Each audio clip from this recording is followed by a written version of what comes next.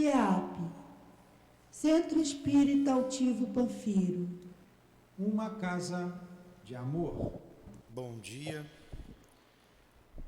aos nossos ouvintes. Que Jesus abençoe a nossa manhã de estudos.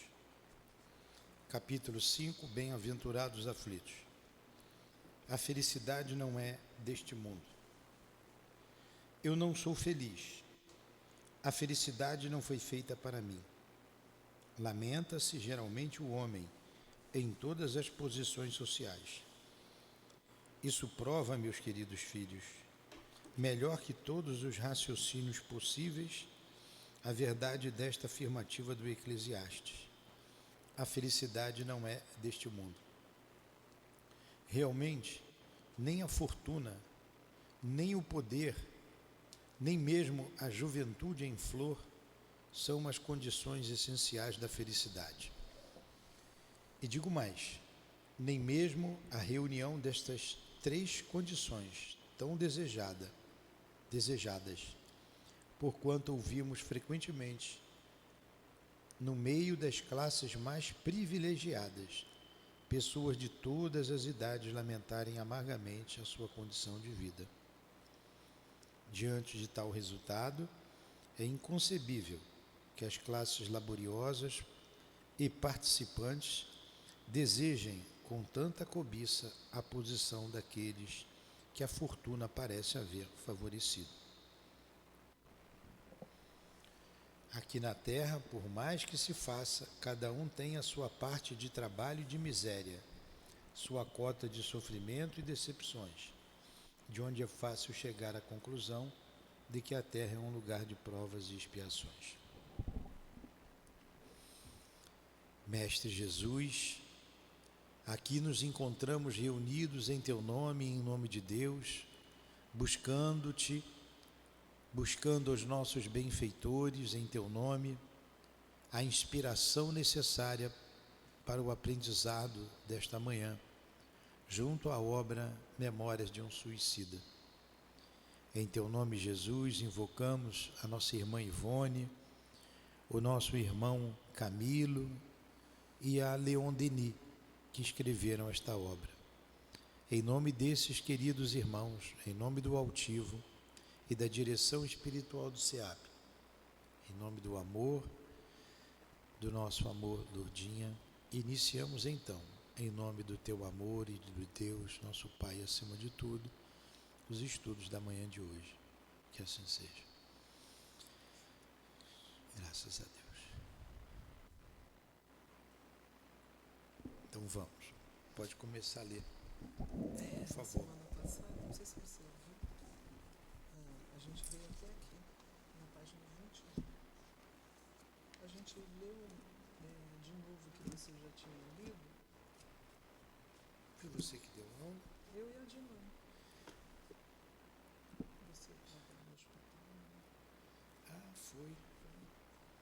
Estamos aqui então na página 21.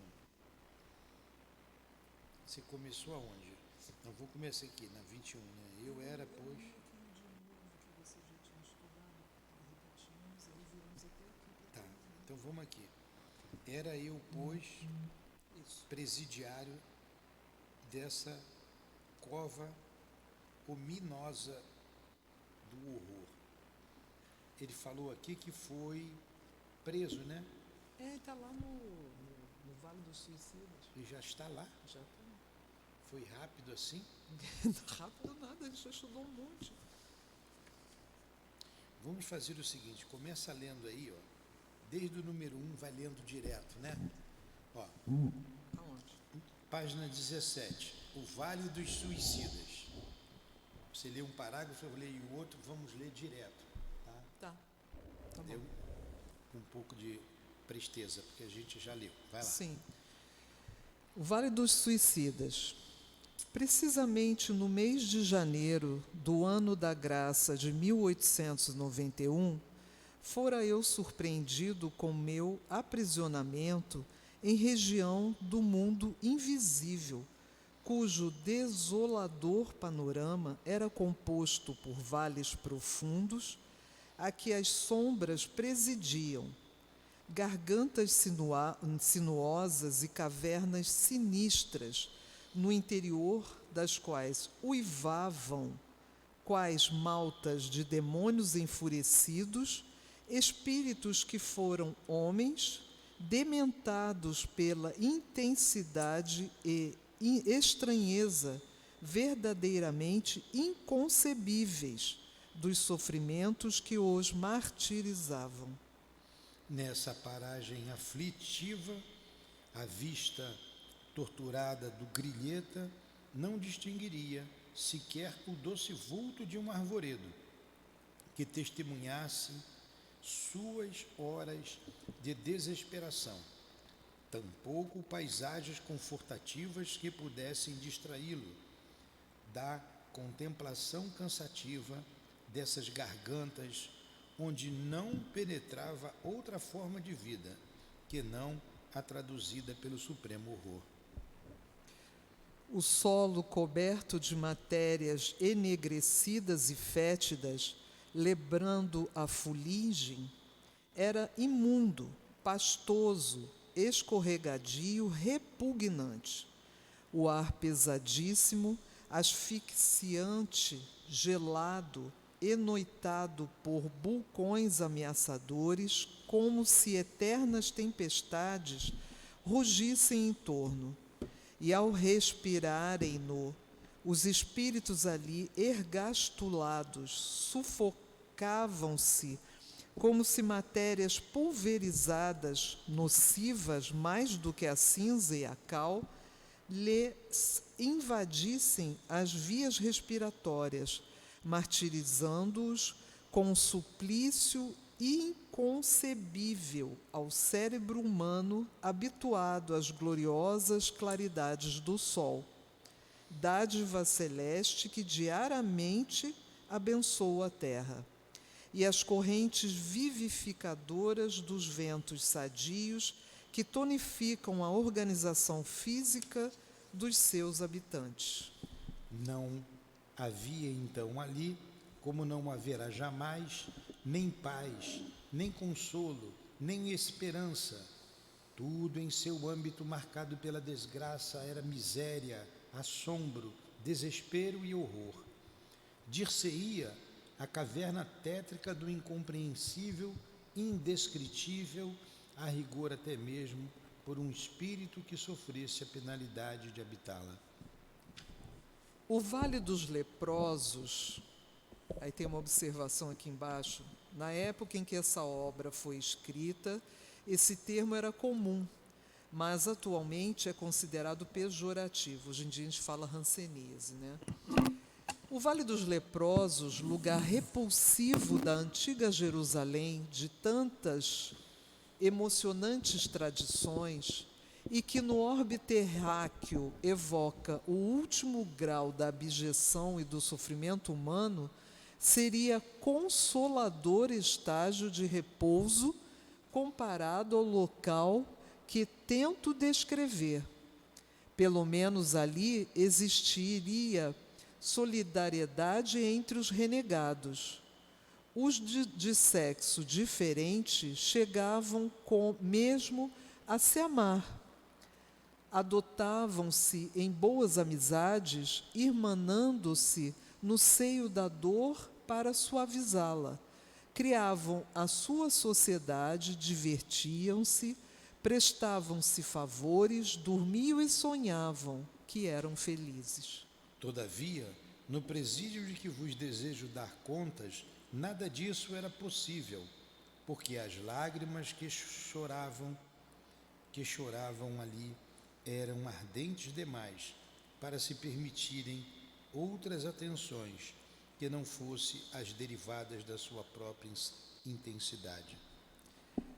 No Vale dos Leprosos havia a magnitude compensadora do sol para retemperar os corações. Existia o ar fresco das madrugadas com seus orvalhos regeneradores. Poderia o precito ali, detido, contemplar uma faixa do céu azul, seguir com o olhar enternecido bandos de andorinhas ou de pombos que passassem em revoada. Ele sonharia, quem sabe, lenido de amarguras ao poético clarear do plenilúnio, enamorando-se das cintilações suaves das estrelas que lá no inatingível acenariam para a sua desdita, sugerindo-lhe consolações no insulamento a que o forçavam as férreas leis da época. E depois a primavera fecunda voltava, rejuvenescia as plantas para embalsamar com seus perfumes cariciosos as correntes de ar que as brisas diariamente tonificavam com outros tantos bálsamos generosos que traziam no seio amorável. E tudo isso eram como dádivas celestiais para reconciliá-lo com Deus, fornecendo-lhes tréguas na desgraça. No entanto, a caverna onde padeci o martírio que me surpreendeu além do túmulo, nada disso havia. Aqui era a dor que nada consola, a desgraça que nenhum favor ameniza, a tragédia que ideia alguma tranquilizadora vem orvalhar de esperança. Não há céu, não há luz, não há sol, não há perfume, não há tréguas. O que há é o choro convulso e inconsolável dos condenados que nunca se harmonizam. O assombroso ranger de dentes da advertência prudente do sábio mestre de Nazaré. A blasfêmia assintosa do réprobo a se acusar a cada novo rebate da mente flagelada pelas recordações penosas. A louca inalterável de consciências, a loucura inalterável de consciências, contundidas pelo vergastar infame dos remorsos. O que há é a raiva envenenada daquele que já não pode chorar, porque ficou exausto sob o excesso das lágrimas. O que há é o desaponto, a surpresa aterradora daquele que se sente vivo a despeito de se haver arrojado na morte. É a revolta, a praga, o insulto, o ulular de corações que o percutir monstruoso da expiação transformou em feras. O que há é a consciência conflagrada, a alma ofendida pela imprudência das ações cometidas, a mente revolucionada, as faculdades espirituais envolvidas nas trevas oriundas de si mesma. O que há é o ranger de dentes nas trevas exteriores de um presídio criado pelo crime, votado ao martírio e consagrado à emenda. É o inferno na mais hedionda e dramática exposição, porque, além do mais, existem cenas repulsivas de animalidade, práticas abjetas dos mais sórdidos instintos, as quais eu me pejaria de revelar aos meus irmãos, os homens. Quem ali temporariamente estaciona, como eu estacionei, são grandes vultos do crime. É a escória do mundo espiritual.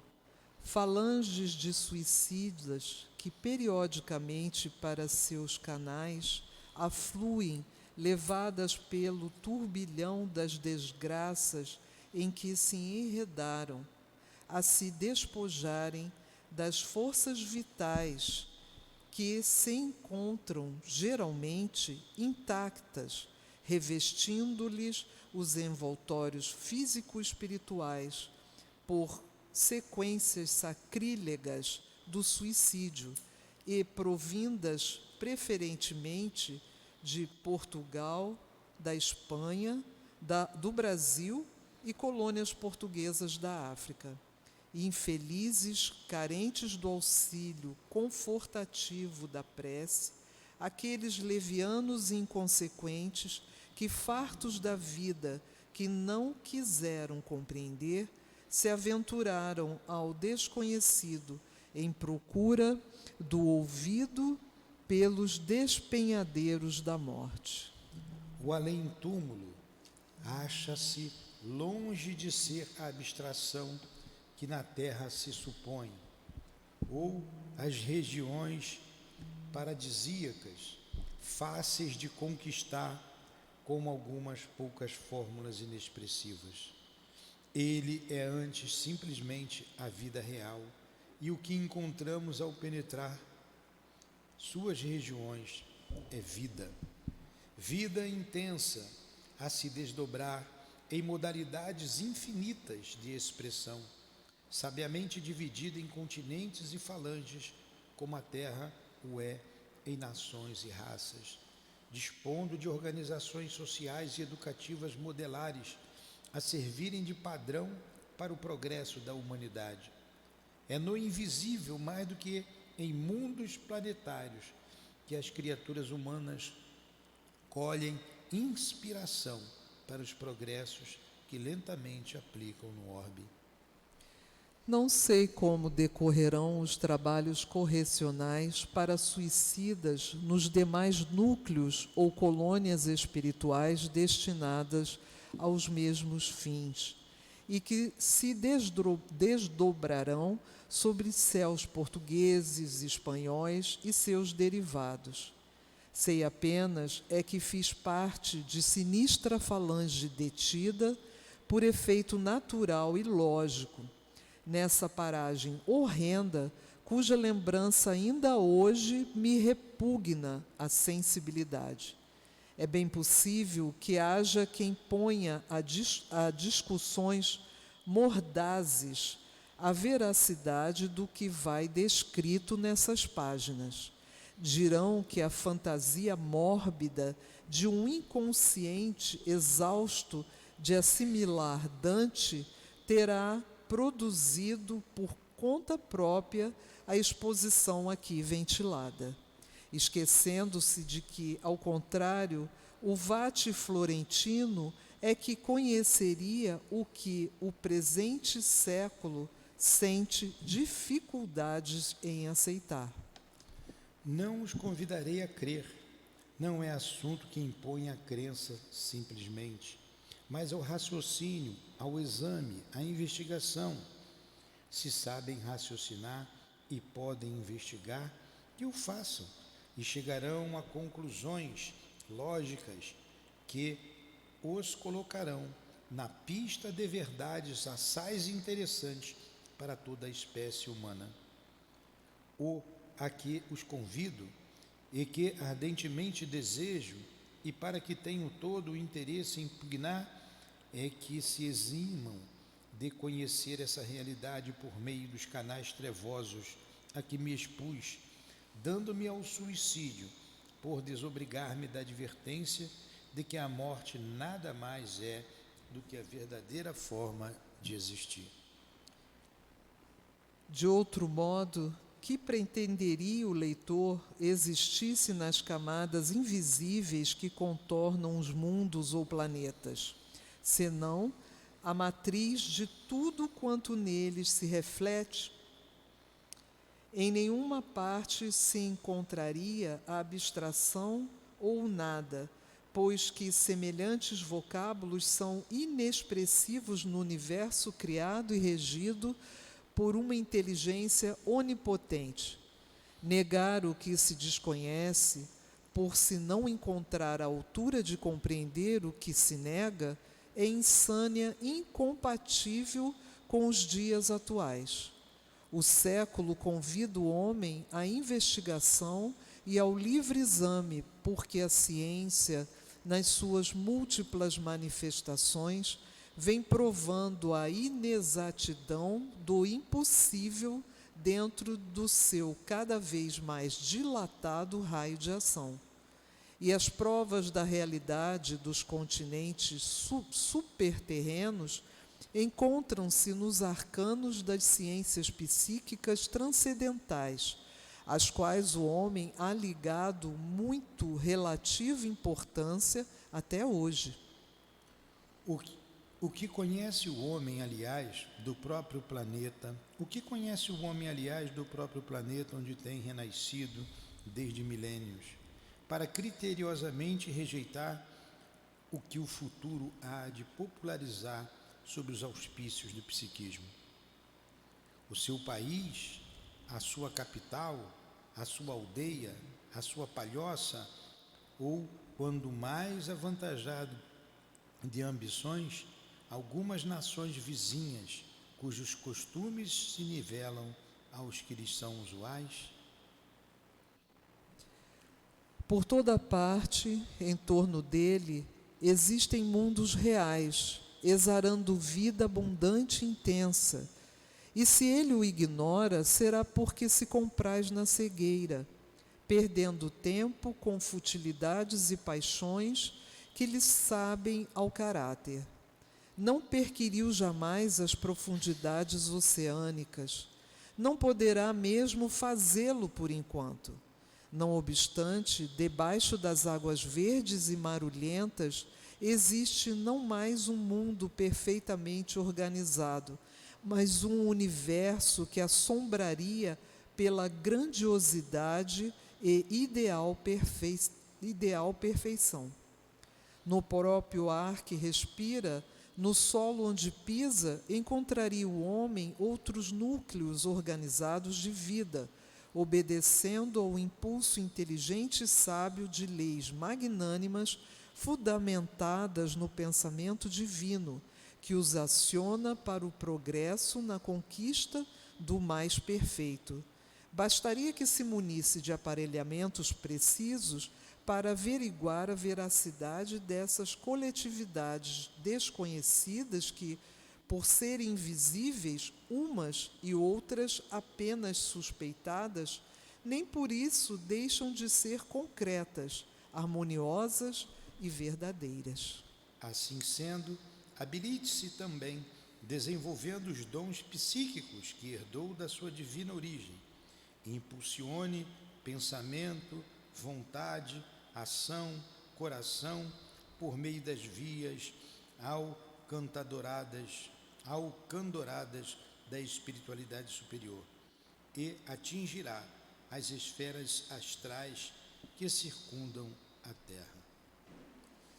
Então, nós demos uma lida em tudo que nós já vimos até agora, no primeiro, no segundo dia, né? Desses estudos. Só para enfatizar, fazer um pequeno comentário. Aqui, vamos de trás para frente, ele está falando que só existe vida no universo. A vida está por toda parte. Não existe a morte. E nós, humanos, reencarnados aqui na Terra, vamos caminhando em direção ao progresso, trazendo desse mundo invisível o que eles já conquistaram em termos de tecnologia, em termos de avanços. E não somente isso, também as inspirações que nos chegam para desenvolvermos senso moral. Então, só há vida. E o Camilo disse aqui, num parágrafo anterior, que a gente analisasse tudo que ele está dizendo. Ele não está impondo nenhuma verdade, que analisássemos, mas que nós não chegássemos a essa realidade através do suicídio que ele cometeu. Porque o sofrimento é imenso. E ele descreve o sofrimento lá nesse lugar que ele chamou Vale dos Suicidas. Ele diz que é inenarrável, inconcebível aos nossos cérebros tanta a dor. E mais, antes de descrever esse Vale dos Suicidas, ele falou que existem outras colônias, até mesmo no território português, de língua portuguesa. Existem outras colônias que acolhem os irmãos suicidas. Ele está falando dessa colônia que ele foi recolhido ou acolhido. Está falando desse lugar, ou melhor, do Vale dos Suicídios. Existem outros lugares também. E é racional isso, né? Como que vão, para onde vão os que se suicidaram num país como a China, a Índia? Ele colocou que nesse Vale dos Suicidas estão aqueles de língua portuguesa, né, e língua espanhola, e das colônias ligadas à língua portuguesa e à língua espanhola. Tudo bem. A descrição do lugar é de muito sofrimento. Então, quando ele fala da lama fétida, não existe nem uma árvore para descansar. O que ele está relatando ali? Ele está relatando a construção mental daqueles espíritos que ali estão.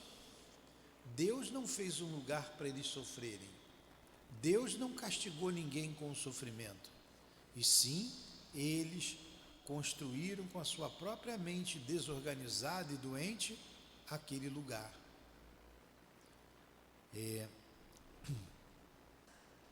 São vários espíritos doentes que ali estão.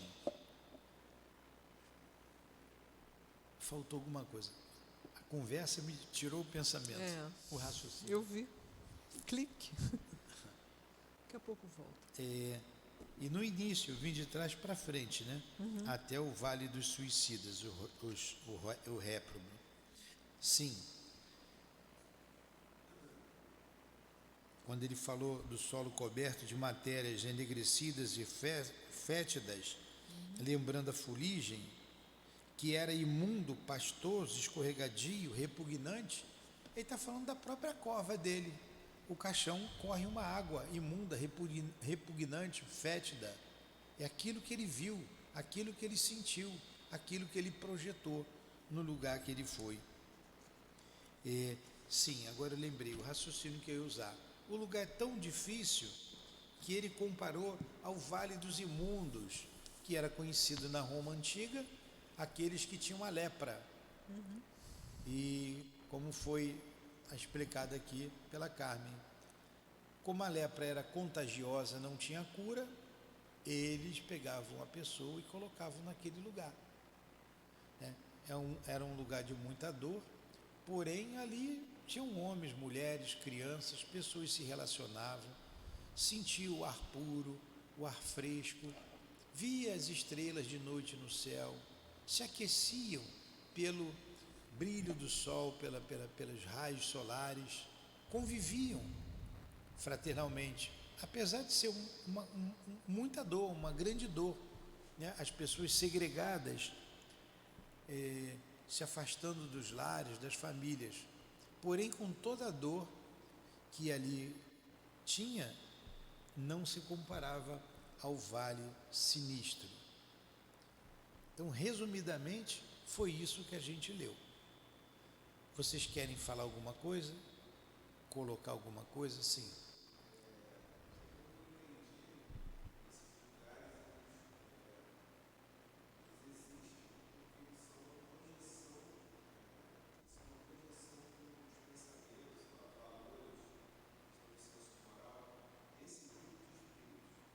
Então vamos lá.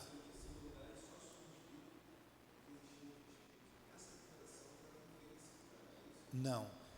Esse lugar é um lugar protegido. Eles já estão protegidos. Esses espíritos foram resgatados. Você viu lá, o Camilo, quando saiu da cova, acho que ele vai contar depois. Ele vai contar agora. Ele vai contar depois. Quando ele sai da cova, que ele tropeça, ele vê o monturo, você vai entender o que a gente acabou de dizer. Ele é resgatado, vem um monte vem uns cavalos, homens em cavalos, levando um bando de espíritos, gritando, ululando, e leva para esse lugar. Existe um lugar. O lugar é um braço da colônia Maria de Nazaré, vamos dizer assim. Existe um lugar. Então, quem vai para aquele lugar? Espíritos suicidas, que eles conseguiram resgatar. Porque tem suicidas que caem na mão dos sicários, dos maus do mundo espiritual. E podem ficar presos, sendo vilipendiados durante séculos e até milênios. Pode acontecer. Eles desaparecem. É difícil a localização de alguns espíritos. Eles escondem. E o espírito pode sofrer durante muito tempo. Nós aqui já acolhemos espíritos que estavam há mais de 2000 anos presos. E os abusos sexuais, abuso de todo tipo, acontece com eles. Esses já estão num lugar bom. Por mais que seja ruim o Vale dos Suicidas, é melhor do que estar na mão dos maus do mundo espiritual, né? Da maldade, desses grupos maldosos. Agora, quando eles chegam ali, eles constroem com o pensamento esse lugar. Aí é o pensamento que constrói o que eles pensam. Então, aqui está um ambiente bonito, um ambiente agradável, a gente ora, a gente coloca as rosas, a gente estuda, olha como é que está o ambiente. Agora, sai daqui e vai ali para o cemitério. Sai daqui e vai para uma escola de samba, é um outro ambiente. Sai daqui e vai para o pronto-socorro do hospital público. As pessoas constroem um ambiente com seu pensamento, com seu sentimento. E eles constroem. Então, o pensamento é matéria. Eles materializam tudo que pensam. Você vai entender bem isso aqui no decorrer do estudo. Tá? Ele vai continuar explicando. Mas te expliquei? Tá. Alguma coisa mais? Não? Quer falar alguma coisa? Eu fiquei imaginando aqui, o Camilo se referiu ao Vale dos Leprosos, porque na época ele achava que era o pior que existia, né? Ele não tinha consciência de que havia vida após a morte, ele queria se libertar de um sofrimento, ele ficou cego, ele falou, não vou aguentar viver cego, e resolveu dar fim à vida porque achou que ia acabar. E quando ele desperta, ele está nesse ambiente, né? Ele vai descrever tudo muito devagar aqui nas próximas páginas. Então vamos lá.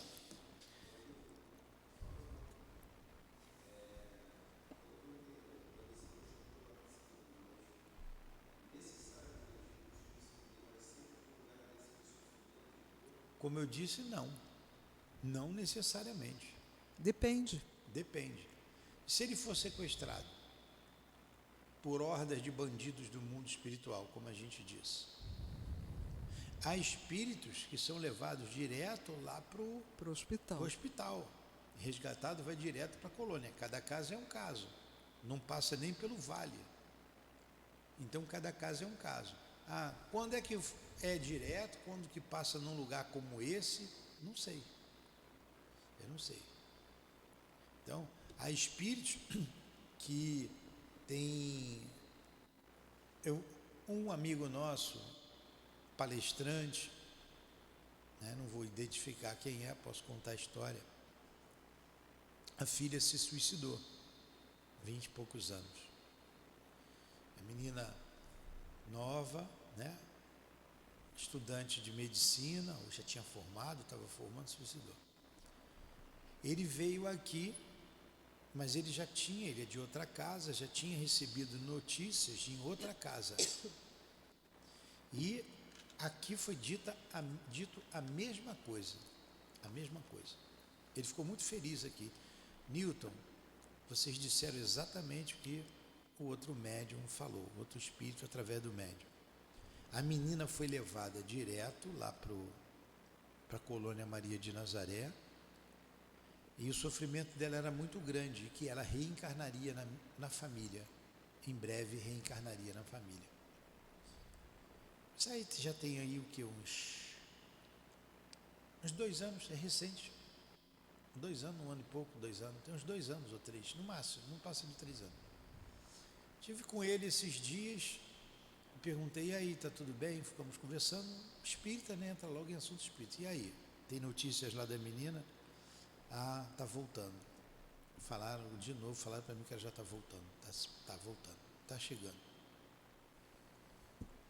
Então, olha só. Agora, tem outros que ficam 10, 20, 30 anos, 50 anos. O que é a regra? A regra é, você se mata, você tem uma bateria aí para viver 80 anos. Você se matou com 30. E os 60 anos dessa carga que está com você? Essa energia, que é a energia vital, ela é absorvida pelo perispírito. E você precisa diluir essa energia Por isso que você fica enlouquecido, você vai em lugares como esse, como o Vale dos Suicidas, para diluir essa energia. Aí ela é diluída, você é recolhido. Essa é a regra. Porém, várias exceções. O caso que eu te contei é uma exceção. A Dona Ivone vai colocar lá na frente uma observação em que, alguns casos, para que o espírito não sofra desnecessariamente tanto, ele é colocado de volta no corpo, logo o mais breve possível. Então você imagina uma menina ou um rapazinho que se mata aos 12 anos, tem suicídio de 12, de 13 anos, as coisas estão ficando cada vez piores. Ia viver 90 anos, 12 para 90, 78 anos. Não seria um período, seria um período de muito sofrimento, de muita dor. A misericórdia divina, aí entra a misericórdia, faz com que essa pessoa volte rapidamente, porque ela fica enlouquecida no mundo espiritual.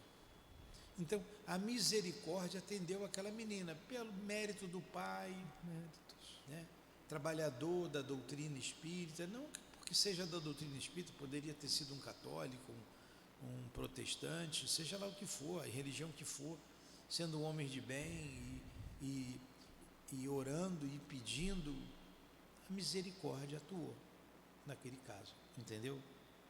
Agora, o sofrimento é inegável, é inenarrável para todos os casos, voltando no corpo o mais breve possível ou não. Tá? Então vamos lá. Era eu, pois, presidiário dessa cova ominosa do horror. Não habitava, porém, ali sozinho. Acompanhava-me uma coletividade, falange extensa de delinquentes como eu. Então, ainda me sentia cego. Pelo menos sugestionava-me de que o era, e como tal me observava. Não obstante, minha cegueira só se definir em verdade pela inferioridade moral do espírito distanciado da luz. A mim, cego, não passaria, contudo, despercebido o que se apresentasse mal, feio, sinistro, imoral, obsceno, pois conservavam meus olhos visão bastante para toda essa escória contemplar, agravando-se destarte a minha desdita. Interessante, né? Ele continuou cego. Ele se matou porque ficou cego. Chegou lá, continuou cego. Mas a cegueira não estava no corpo? Estava no corpo físico, mas ele estava pensando no corpo, se via cego. Porém, ele percebia tudo que estava em torno dele. Essa degradação moral, a sujeira, tudo ele percebia. Os atos obscenos, você vai ver, ele vai narrar aqui brigas, confusões, discussões, enfim. Tudo ele percebia. A gente recebe aqui muitos espíritos sofredores em formas animalescas, em forma de lesmas. O espírito perdeu até o seu... ele não perdeu o perispírito, a mente dele desarmonizou de tal modo o perispírito que ele se vê com uma lesma. Ele não se vê com pé, com mão, com nada. Não se vê um ser humano. É um trabalho difícil, muito difícil para o médium e para o espírito, para ele voltar à sua condição humana. Isso acontece, está tudo na mente dele, está na mente. Então, está na mente, fica cego. Ele estava cego. Depois que ele saiu de lá, foi socorrido, ele veio a ver que ele não estava cego. Entenderam? Porque você se mata, quer acabar com tudo, é surpreendido pela vida, a vida não acabou, a tua cabeça está como? Está uma confusão tremenda, você não consegue discernir, Você não consegue. Por isso que você é presa fácil na mão dos malandros do mundo espiritual. Você é presa fácil na mão deles. Se não tiver a ação rápida dos benfeitores, teu anjo da guarda não está junto de você e não conseguiu te ajudar a evitar o suicídio, mas dependendo dos seus méritos, ele consegue te levar, te ajudar. Se não conseguir isso, SDS. Só Deus sabe quando você vai ser resgatado. Continua. É você. Senhor? Quer falar alguma coisa? Não.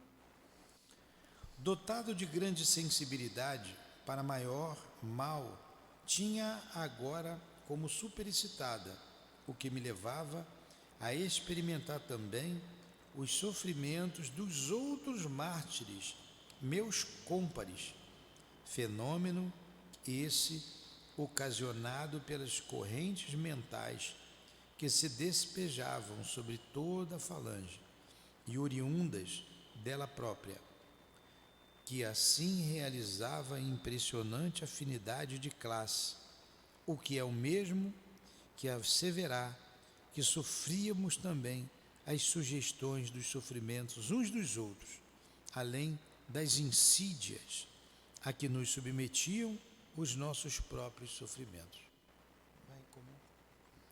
Tem 2 aí, uma observação. Não, comenta isso daí. Quer que eu leia esses? Não, comenta isso daí.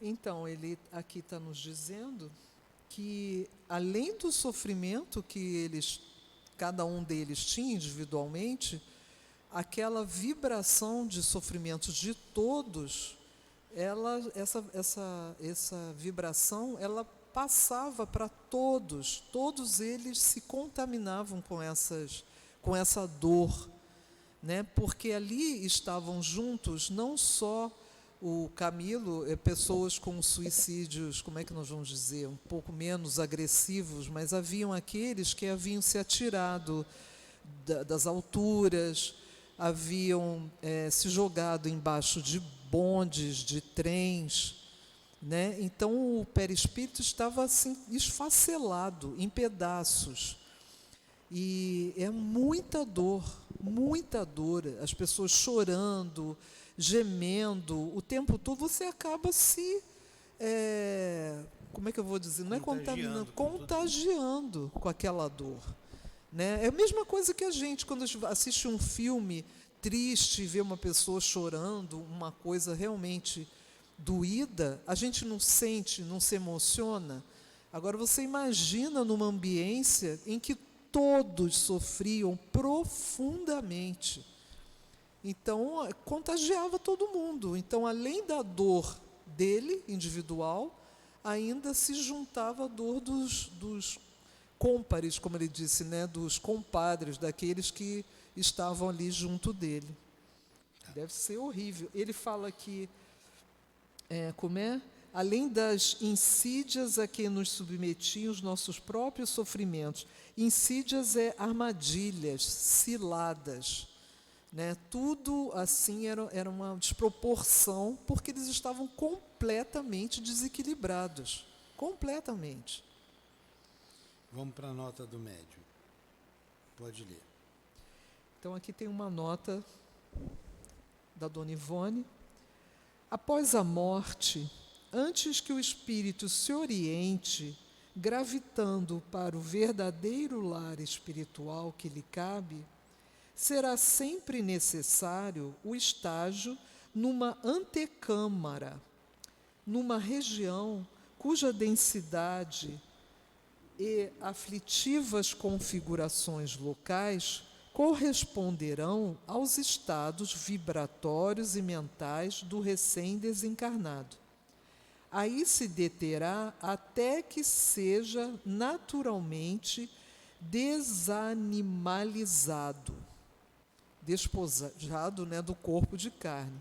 Isto é, que se desfaça dos fluidos e forças vitais de que são impregnados todos os corpos materiais. Olha aí, está vendo? Está escrito aí. Está explicando. explicando. É desanimalizado. O que anima a matéria, animaliza a matéria, é o fluido vital, que dá Sim. vida à matéria. Então, eles vão ficar lá o período necessário para esgotar o fluido vital. É isso que ele está dizendo. Até ser desanimalizado. Isto é, que se desfaça dos fluidos e forças vitais de que são impregnados todos os corpos materiais. Ficou bem claro? Entendeu? Continua. Por aí se verá que a estada será temporária nesse umbral do além, conquanto geralmente penosa. Tais sejam o caráter, as ações praticadas, o gênero de vida, o gênero de morte que teve a entidade desencarnada, tais serão o tempo e a penúria no local descrito. Está vendo quanta coisa? O Newton estava Gênero de explicando. vida, gênero de morte, como se matou, quais as circunstâncias, de que modo foi. A Carmen citou aqui os retalhados, que ela vai falar lá na frente, aqueles que se atiravam debaixo de um trem. A Dona Ivone dizia que era o maior sofrimento que ela já viu de todos os sofrimentos que ela já tinha tomado parte. Eles ficam enlouquecidos.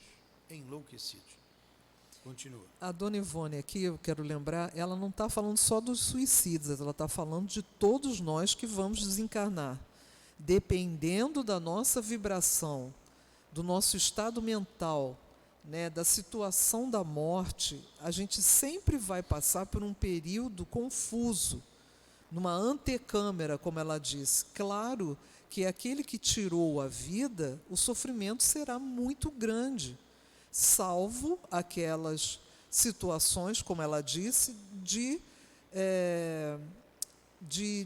situação daquele espírito, as obras que fez, a vibração, o conhecimento da vida espiritual, os seus parentes, como o Newton deu o exemplo aqui do amigo espírita, né? Existem aqueles que aí apenas se demoram algumas horas.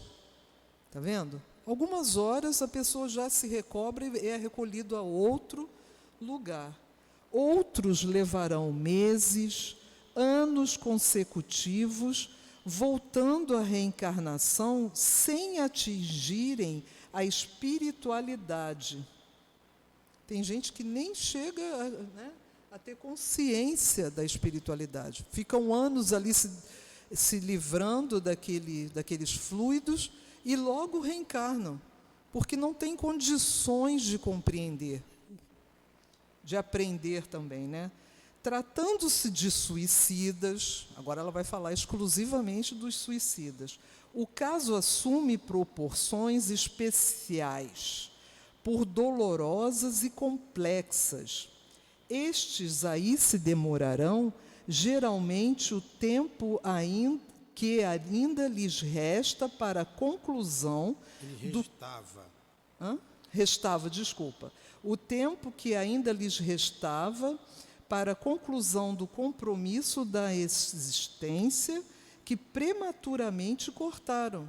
Olha aí, vão ficar lá o tempo necessário. Era para viver até 90, você matou com 30, 60 anos. Continua.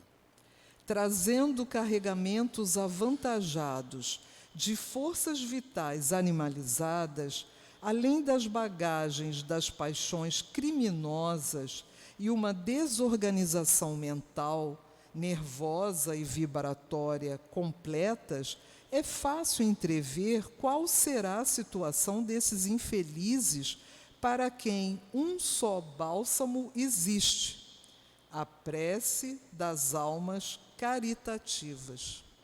É o único bálsamo que eles recebem. Devemos orar pelos suicidas, sempre. Se por muito longo esse estágio exorbite das medidas normais ao caso, a reencarnação imediata será a terapêutica indicada, embora acerba e dolorosa, o que será preferível a muitos anos em tão desgraçada situação. Assim se completando, então, o tempo que faltava ao término da existência. Muito bem. Vamos parar aqui. A gente continua semana que vem aqui. Às vezes, conflitos... Semana que vem, a gente continua aqui. Vamos fazer a nossa prece. Tem mais alguma dúvida? Não? Então, como ele diz que a eles só restam a prece das almas caritativas, a gente vai endereçar essa prece, como sempre fazemos a esses irmãos que sofrem, que choram, que porventura, Senhor, estejam abrigados em nossa casa, recebam o bálsamo da prece, que só o teu imenso amor pode aliviar e dar-lhes esperanças. Há aqueles também que se localizam no vale sinistro ou em qualquer outro canto do mundo onde se aglomeram irmãos suicidas. Alívio e esperanças para suas dores. O teu amor, Jesus, junto a eles. Por aqueles que se encontram prisioneiros dos sicários do mundo espiritual. Que a tua misericórdia possa devassar o planeta em todos os cantos, por baixo da terra, em cavernas, em antros, libertando esses irmãos. Que as forças da luz possam chegar junto a esses lugares e resgatar esses irmãos que tanto sofrem, que tanto choram. Rogamos, Jesus, ainda por aqueles que se encontram hospitalizados no grande hospital da colônia que leva o nome de sua mãe, de nossa Mãe Santíssima, Maria de Nazaré. Rogamos, Jesus, por todos aqueles que se encontram na colônia em outros setores daquela imensa região, seja na torre, no manicômio, seja no isolamento, onde quer que se encontre um irmão que através do suicídio retornou à pátria espiritual, possa essa prece chegar até ele, possa ela ser eivada do teu amor, Senhor, do amor desses irmãos que se encontram aqui reunidos, diretores deste trabalho, como o Altivo, como o Leon Denis, como a nossa irmã Ivone e tantos outros, o Camilo, o perfume das rosas, possa balsamizar o ar que respiram e, aonde for possível, chegar essa singela flor com a sua beleza, levando esperança para todos, que lá possa ela estar. Que Deus os ajude, que Deus os abençoe e que Deus ajude os seus parentes que ficaram na terra. Que Deus ajude a todos nós encarnados para não cometermos esse ato criminoso contra nós mesmos. Apelamos para os nossos anjos guardiães, que nos auxiliem, que nos inspirem, que nos dê forças para viver, enfrentando as dificuldades da vida com galhardia, com coragem, com fé, com muita fé, sustentados no amor de Deus, nosso Pai, e no teu colo amigo, Jesus. Então, em nome do amor que vibra nesta casa, em nome do amor desses benfeitores que atuam junto a esses irmãos, em nome do nosso amor, Lourdinha, do amor de Jesus Cristo, nosso mestre e amigo, do amor de Deus, nosso Pai, e acima de tudo, encerramos os estudos da manhã de hoje, em torno da obra Memórias de um Suicida. Que assim seja. Graças a Deus.